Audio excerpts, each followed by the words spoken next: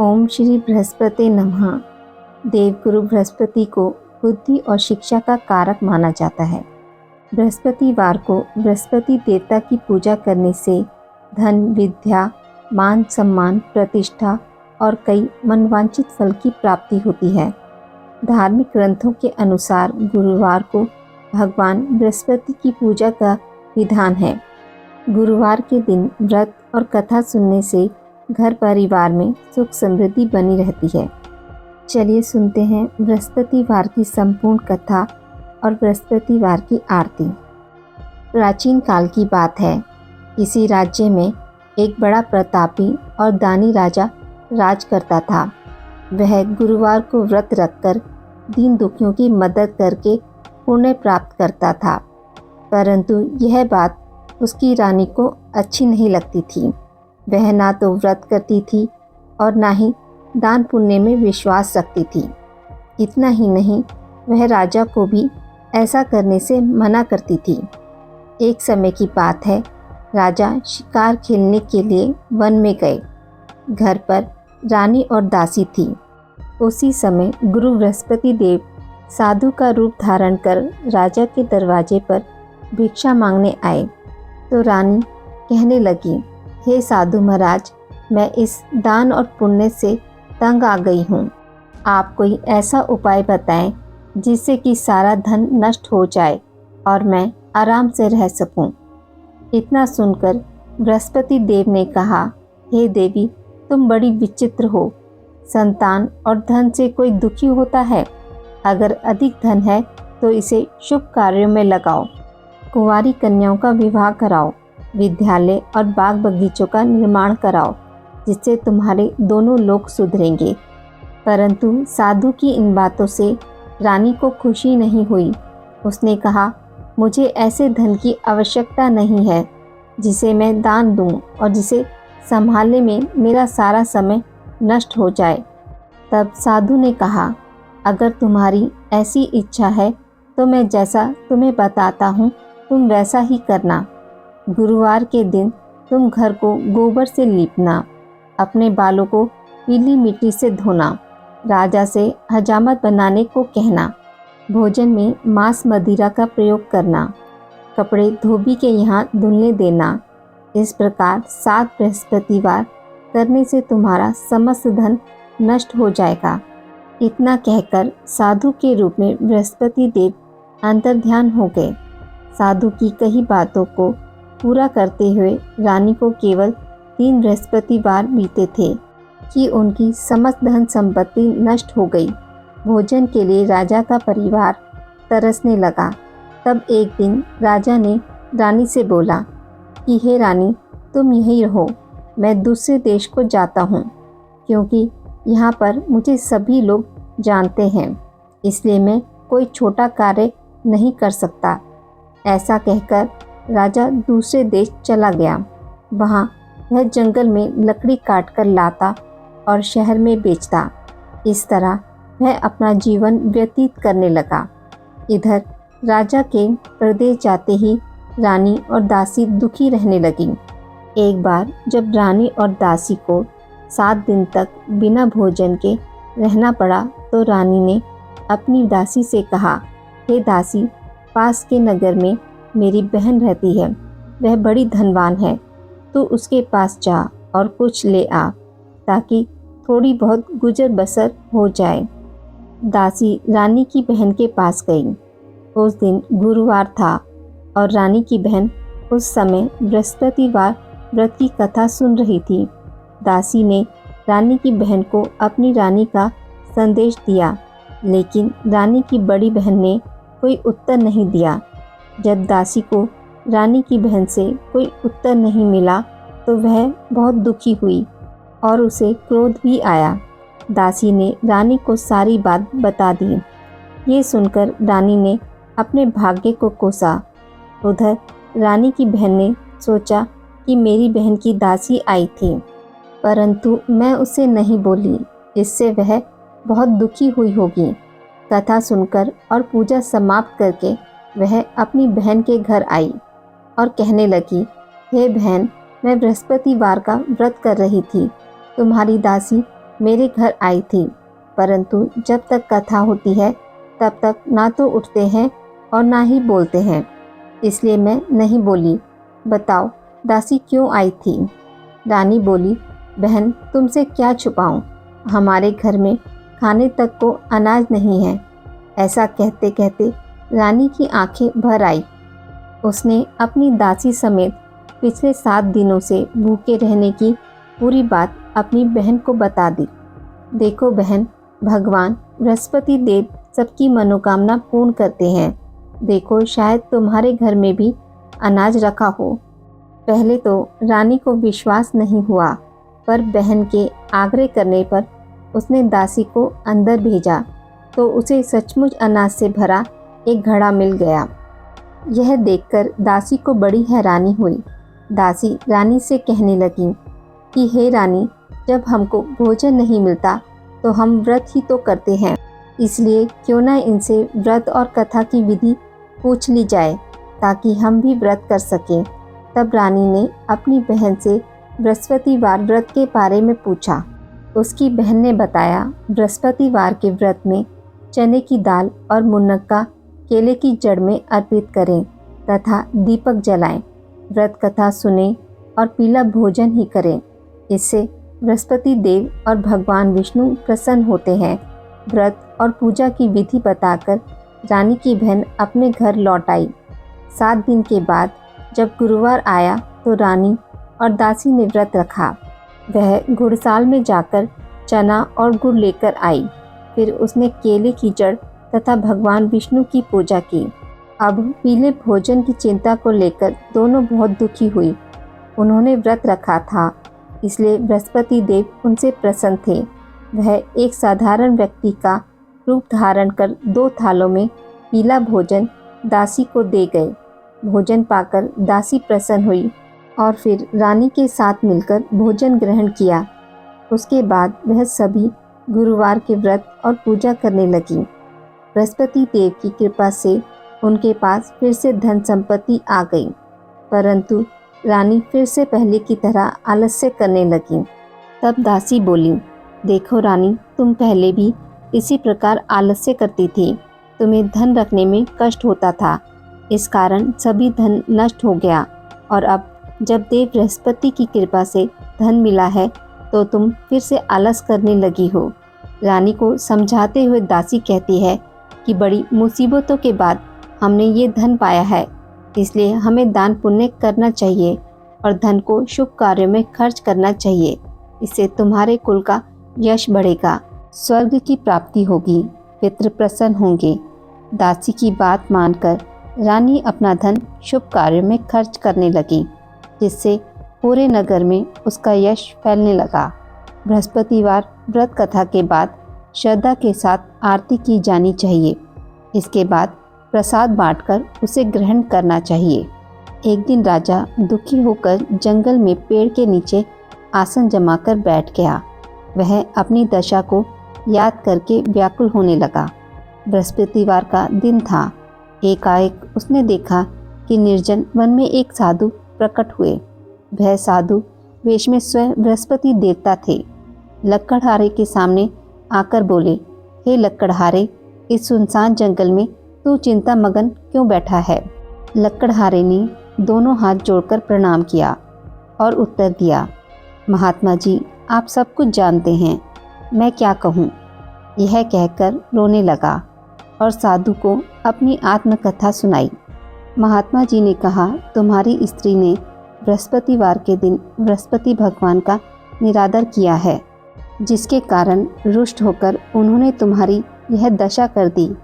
अब तुम चिंता को दूर करके मेरे कहने पर चलो तो तुम्हारे सब कष्ट दूर हो जाएंगे और भगवान पहले से भी अधिक संपत्ति देंगे।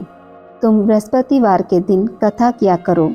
2 पैसे के चने मक्का लाकर उसका प्रसाद बनाओ और शुद्ध जल से लोटे में शक्कर मिलाकर अमृत तैयार करो। कथा के पश्चात अपने सारे परिवार और सुनने वाले प्रेमियों में अमृत व प्रसाद बांटकर आप भी ग्रहण करो। ऐसा करने से भगवान तुम्हारी सभी मनोकामनाएं पूरी करेंगे। साधु के ऐसे वचन सुनकर लक्कड़हारा बोला, हे प्रभु, मुझे लकड़ी बेचकर इतना पैसा नहीं मिलता जिससे भोजन के उपरांत कुछ बचा सकूं। मैंने रात्रि में अपनी पत्नी को व्याकुल देखा है। मेरे पास कुछ भी नहीं जिससे मैं उसकी खबर मांग सकूं। साधु ने कहा, हे लकड़हारे, तुम किसी बात की चिंता मत करो। बृहस्पतिवार के दिन तुम रोज़ाना की तरह लकड़ियाँ लेकर शहर को जाओ। तुमको रोज़ से दुगना धन प्राप्त होगा, जिससे तुम भली भांति भोजन कर लोगे तथा बृहस्पति देव की पूजा का सामान भी आ जाएगा। इतना कहकर साधु अंतर्ध्यान हो गए। धीरे धीरे समय व्यतीत होने पर फिर वही बृहस्पतिवार का दिन आया। लकड़हारा जंगल से लकड़ी काटकर किसी शहर में बेचने गया। उसे उस दिन और दिनों से अधिक धन मिला। राजा ने चना गुड़ लाकर गुरुवार का व्रत किया। उस दिन से उसके सभी कलेश दूर हो गए। परंतु जब दोबारा गुरुवार का दिन आया तो बृहस्पतिवार का व्रत करना भूल गया। इस कारण बृहस्पति भगवान नाराज हो गए। उस दिन उस नगर के राजा ने विशाल यज्ञ का आयोजन किया तथा शहर में यह घोषणा करा दी कि कोई भी मनुष्य अपने घर में भोजन ना बनावे, ना आग जलावे। समस्त जनता मेरे यहाँ भोजन करने आवे। इस आज्ञा को जो न मानेगा उसे फांसी की सज़ा दी जाएगी। इस तरह की घोषणा संपूर्ण नगर में करवा दी गई।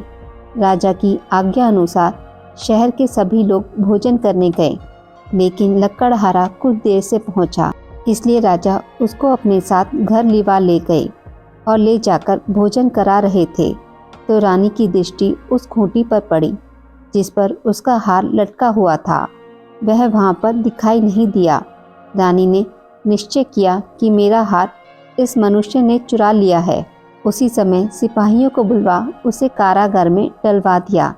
जब लकड़हारा कारागार में पड़ गया और बहुत दुखी होकर विचार करने लगा कि ना जाने कौन से पूर्व जन्म के कर्म से मुझे यह दुख प्राप्त हुआ, और उसी साधु को याद करने लगा जो कि जंगल में मिला था। उसी समय तत्काल बृहस्पति देव साधु के रूप में प्रकट हुए और उसकी दशा को देखकर कहने लगे, अरे मूर्ख, तूने बृहस्पति देव की कथा नहीं करी, इसी कारण तुझे दुख प्राप्त हुआ। अब चिंता मत कर। बृहस्पतिवार के दिन कारागार के दरवाजे पर 4 पैसे पड़े मिलेंगे। उनसे तू बृहस्पति देव की पूजा करना, तेरे सभी कष्ट दूर हो जाएंगे। बृहस्पतिवार के दिन उसे 4 पैसे मिले। लकड़हारे ने कथा कही। उसी रात्रि को बृहस्पति देव ने उस नगर के राजा को स्वप्न में कहा, हे राजन, तुमने जिस आदमी को कारागार में बंद कर दिया है वह निर्दोष है, वह राजा है, उसे छोड़ देना। रानी का हार उसी खूंटी पर लटका है। अगर तू ऐसा नहीं करेगा तो मैं तेरे राज्य को नष्ट कर दूंगा। इस तरह रात्रि के स्वप्न को देखकर राजा प्रातःकाल उठा और खूंटी पर हार देखकर लकड़हारे को बुलाकर क्षमा मांगी तथा लकड़हारे को योग्य सुंदर वस्त्र आभूषण देकर विदा कर दिया। बृहस्पति देव की आज्ञा अनुसार लकड़हारा अपने नगर को चल दिया। राजा जब अपने नगर के निकट पहुंचा तो उसे बड़ा आश्चर्य हुआ।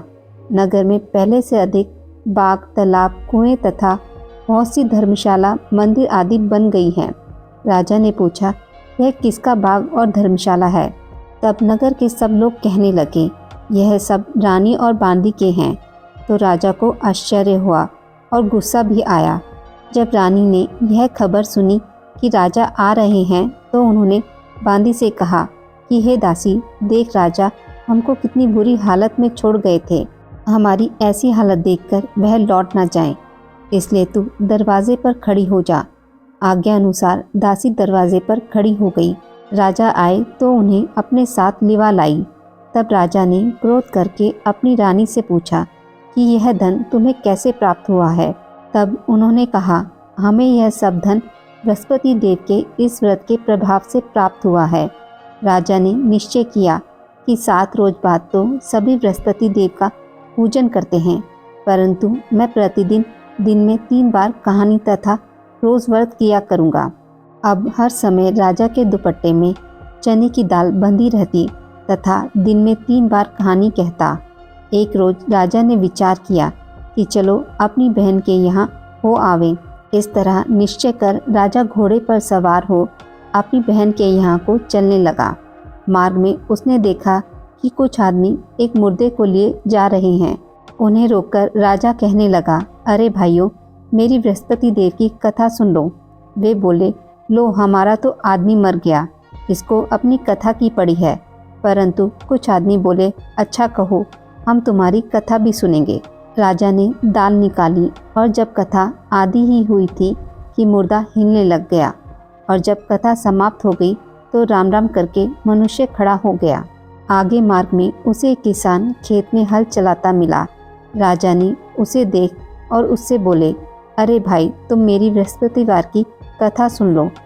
किसान बोला, जब तक मैं तेरी कथा सुनूंगा तब तक 4 हरिया जोत लूँगा, जा अपनी कथा किसी और को सुनाना। इस तरह राजा आगे चलने लगा। राजा के हटते ही बैल पछाड़ खाकर गिर गए तथा किसान के पेट में बड़ी जोर का दर्द होने लगा। उस समय उसकी माँ रोटी लेकर आई। उसने जब यह देखा तो अपने पुत्र से सब हाल पूछा और बेटे ने सभी हाल कह दिया। तो बुढ़िया दौड़ी दौड़ी उस घुड़सवार के पास गई और उससे बोली कि मैं तेरी कथा सुनूंगी, तू अपनी कथा मेरे खेत पर चलकर ही कहना। राजा ने बुढ़िया के खेत पर जाकर कथा कही, जिसके सुनते ही वह बैल उठ खड़े हुए तथा किसान के पेट का दर्द भी बंद हो गया। राजा अपनी बहन के घर पहुंचा। बहन ने भाई की खूब मेहमानी की। दूसरे रोज प्रातःकाल राजा जगा तो वह देखने लगा कि सब लोग भोजन कर रहे हैं। राजा ने अपनी बहन से कहा, ऐसा कोई मनुष्य है जिसने भोजन नहीं किया हो, जो मेरी बृहस्पतिवार की कथा सुन ले। बहन बोली, हे भैया, यह देश ऐसा ही है कि पहले यहाँ लोग भोजन करते हैं, बाद में अन्य काम करते हैं।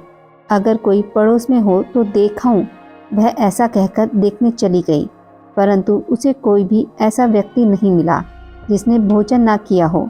अतः वह एक कुम्हार के घर गई जिसका लड़का बीमार था। उसे मालूम हुआ कि उनके यहाँ 3 रोज से किसी ने भोजन नहीं किया है।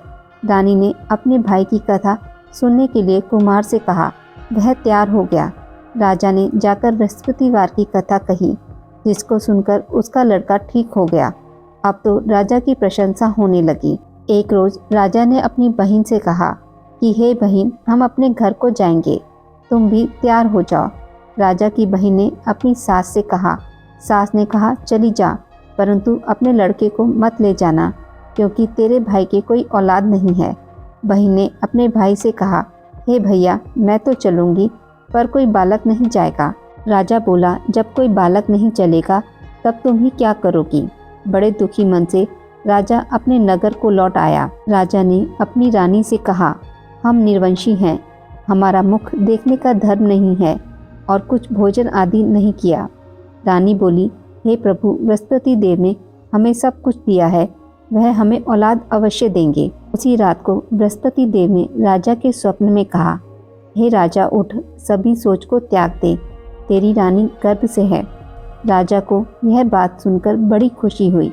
9वें महीने में उसके गर्भ से एक सुंदर पुत्र पैदा हुआ।